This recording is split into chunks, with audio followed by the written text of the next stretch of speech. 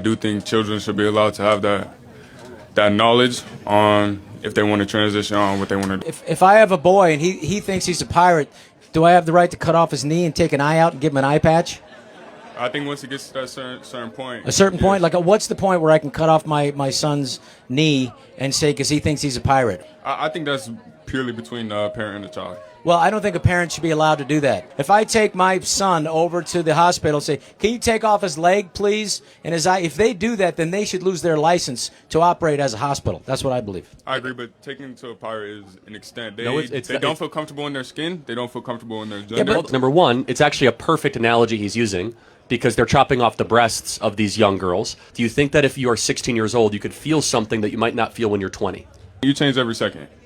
So you might not feel the same way at 20 as you did at 16. No, yeah, if you change every second, then why should we do something irreversible to a 16-year-old? That's how they're thinking. That's how they feel. Hundreds of thousands of kids are receiving hormone blockers, testosterone replacement therapy, chemical castration drugs. Okay, and my brother, who is not my sister, is one of them. Yeah, I'm sorry that you're I wouldn't be sorry. I'm sorry your brother is butchering himself. Like, because you know why? The data and the stories show us that there's great regret. Let me tell you Do you one thing. think transgenderism is a brain issue or a body issue? Both. Then wait, hold on. Shouldn't we treat the brain, not the body? I agree. So then why do we give drugs that make all of a sudden your hormones disrupted? Shouldn't we find out the root cause if there's something